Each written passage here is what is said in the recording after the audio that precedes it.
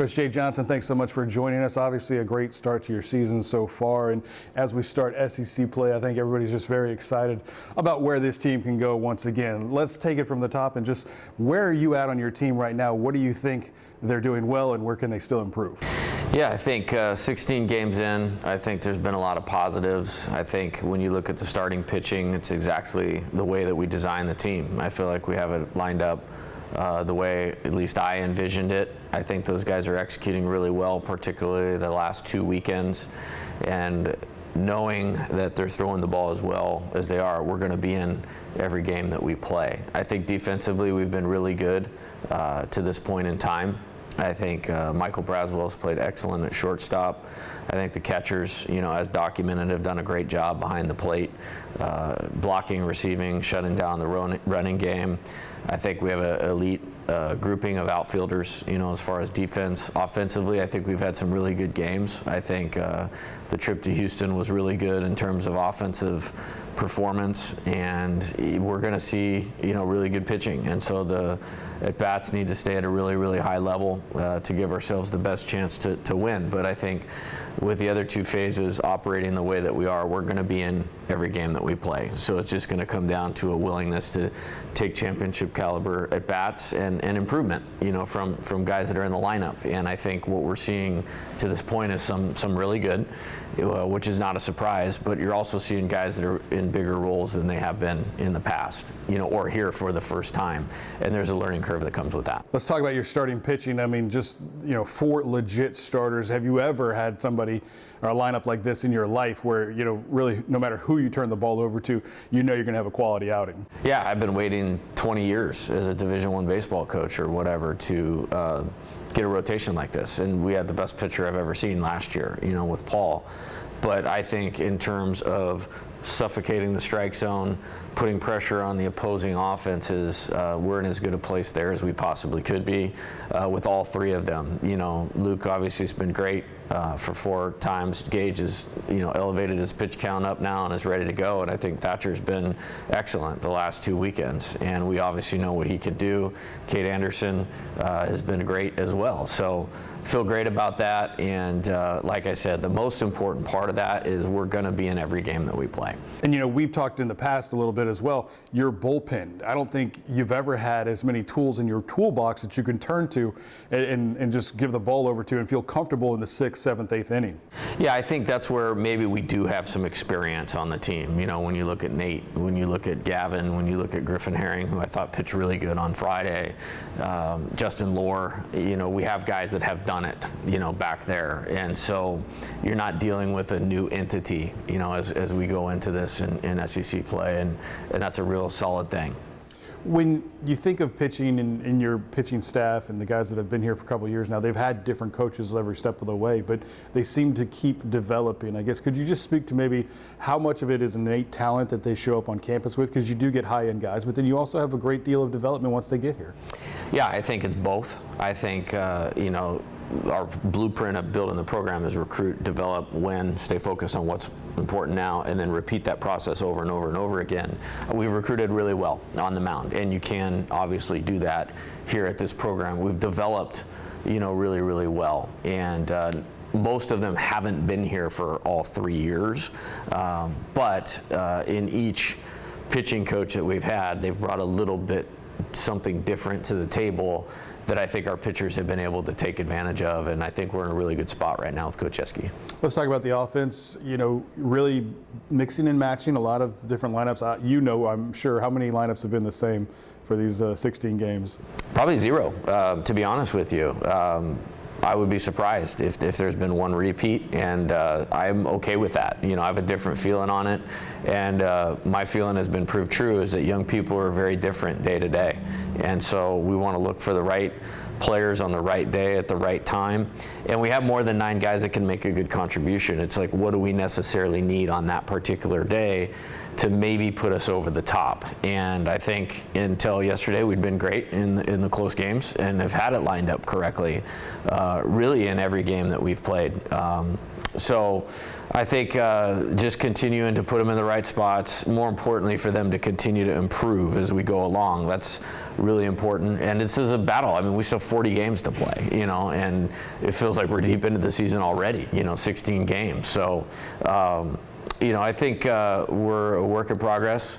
I think it's mostly positive, and I think our players have a solid understanding of how difficult it is to score runs in league play, and know the elevation in their game or their approach that is required to help us have success. And I think they're committed to do it.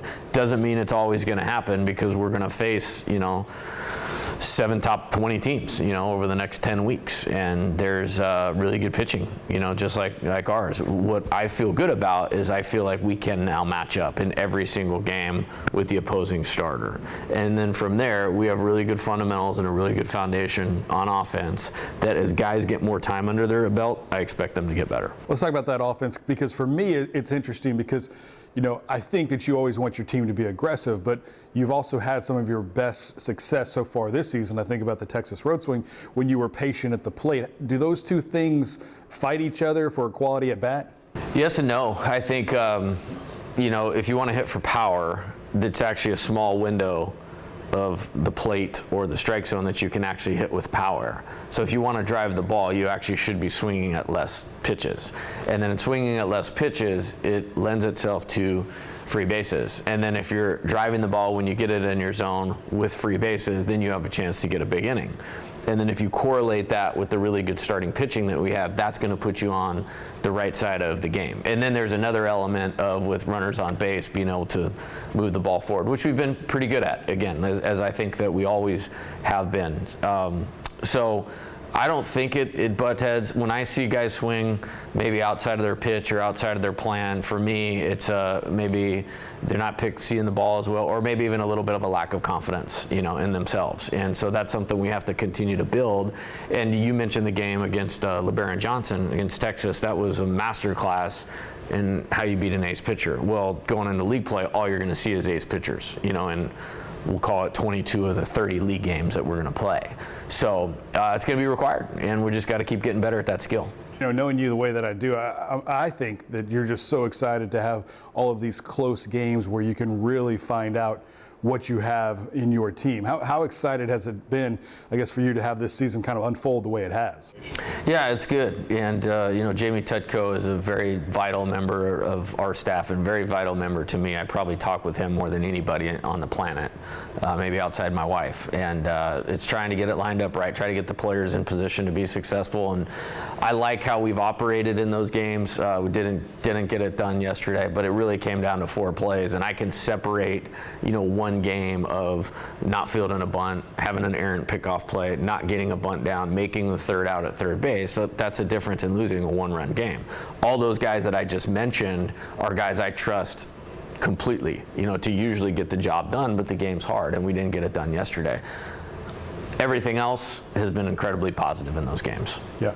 How much do you enjoy, I guess, being able to move the versatility of your roster, right? This year, I think, is unlike probably one that we've seen before. I mean, you have guys that can play anywhere on the infield, and you have outfielders that can play on the infield and vice versa. Is that a welcome luxury, or is it a taxing burden when you're trying to get your lineup set? Yeah, it's a good question. I think I probably spent more time putting the lineups together this year than any year. I do remember going through a phase at this exact time last year where getting the right 9 was hard. Now, I really always believed we were going to win, and I still feel that way today. But wanting to get it right for the players involved, for the team, it's a great problem to have. I mean, I've been on the other side of it before, where you don't have enough options. It's like, hey, this is what we got to do, and you don't want to put yourself in that position. That's why recruiting is so important. So I like that part of it, and I think I would give the credit to our players. For the most part, they've done a really good job of not accepting a role on a day, but knowing each game's its own game, and their role on a day might be different than it is tomorrow or the next day, and embracing that and making it about the team. Now, that gets challenging, when you have a roster like this, and there's guys that I would love to play and pitch more. And I think of a guy like Ada Moffett has really improved. I got to get him back out on the mound here. These next couple games. Zeb Riddell is a good outfielder. That just happens to be the area of the team where I feel like we're the deepest. And when you're combining offense and defense and the type of pitcher you're facing on a particular day, left and right, Ethan Fry, we saw what he could do this week, before his injury, and a guy I want to get more at bats for. So that's always just a work in progress, and I am very thankful, to have options and opportunities. Take us in your mind when you're making these lineups. Is it strictly on the pitcher matchup, or do you really go, I want to see what this offense can do, or is it? No, it's never that. It's always in the context of winning that game that day. Now that may provide an avenue to allow us to see something out of a player, but it's always for that game that day. I think you can get yourself in trouble trying to be too cute with, putting things together, and that's not my MO or going to be our MO. It's every game is a playoff game. I think it's just a little more complex when you're working 14 or 15 guys. And I mean, we won a 8-2 game on Saturday night, which is not a blowout, and we used 14 position players, comfortably, in the game. And yesterday, there's pinch hitters late. Jake Brown got hit with a pitch, got us moving right there. I just think that's how this team is designed, and that's a good thing when you go back to the team was built around having a pitching staff that would be able to keep us in every game. When you talk about how this team is built, you and I have talked about the freshmen that are contributing this year and just how big they're contributing. And I asked you, is high school baseball better, or is, I think you alluded to, it's just the work that you guys put in and identifying the players and finding the right guys, and then having a little bit of luck in getting them to campus? Yeah, I think there's so many factors that go into that. I think what I like about this group is the skill level. When you talk about Stephen Milam, very skilled player, very confident player. To contribute at this level as a freshman, you have to have both of those things. Cade Anderson, very skilled pitcher, very confident pitcher. When I think about Ashton Larson, skilled player, Ryan Kucherak, skilled player, that they just need reps and time, the same way that some other guys do. But it gives me optimism of a very bright future. I think the challenging part is finding them all enough time to mesh that with some of the other development things and the skills that they bring to the table. That's why the practice days are so important. The summer baseball is so important, so we can keep evolving. And we're in this room with this great history, and I always think about, I know Coach Burtman had guys where you would go like, wait a minute, who's that guy? Well, he was here last year, and then they kind of explode onto the scene. It's kind of the work while you're waiting, and this in silence or where the television's not on you, and then boom, you're ready. I think we have a lot of good candidates for that, like later in the year and then into the next season. Yeah, and even your sophomore class this year is contributing in such a big way as well. So I guess as we kind of look and start SEC play, well, let's talk about the schedule first. I guess, who's the guy that made this schedule and has all these games so early in the season, back to back and on the road and all this, huh? Yeah. Get all worried about, I mean, I guess that's the luxury of having so many guys is hopefully you can get some rest when they need it.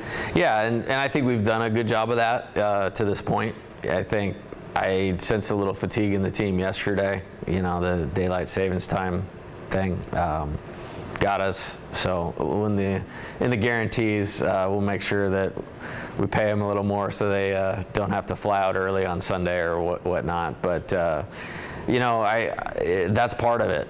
I mean, if a 56-game schedule over 4 months is too much for you, then professional baseball is not for you. And so that's part of them growing up. All right, you're about to start SEC play on the road at Mississippi State. How do you view the SEC this year? Once again, loaded with highly ranked teams. As good as ever, and I think the transfer portal has made it that way. It certainly made our team better, and I think you'll not be in a situation in the SEC ever again where anybody is young. I just don't think that will ever happen, and it would be very difficult to win with young players. Look at our national championship team last year. In 2021, a lot of those guys played, through some of those bumps. Well, that's the same team, the same program that won the national championship was in 9th place, in our league in 2021. And I think we're going to get talented guys. I think that's where the development comes in, the getting them experience where you can comes in, and then, you know, trying to get them in that sweet spot of when you turn them loose. You know, when you put that pitcher in the rotation, it has to be at the right time. When you put that guy, you know, at the front or middle of the lineup, you know, not everybody's Dylan Cruz, where I mean, one player is worth 4 runs a game. You know what I mean?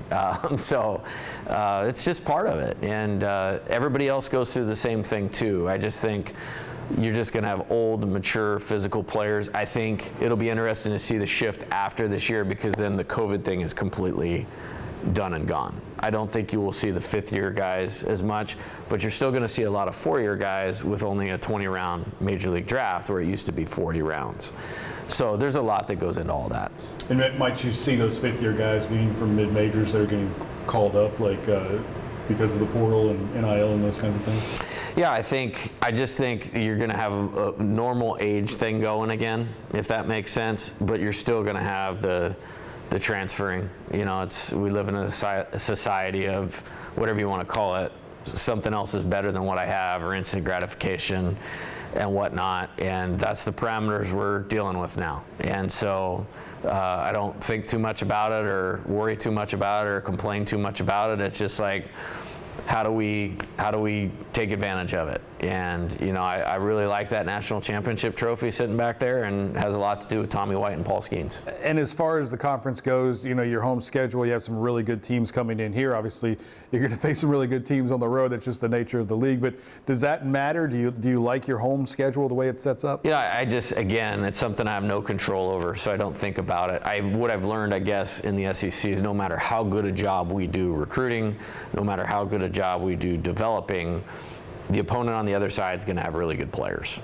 That's inevitable. It's just all the best players are coming to the SEC now. So it makes it a big challenge, which you have to be on top of what you're doing.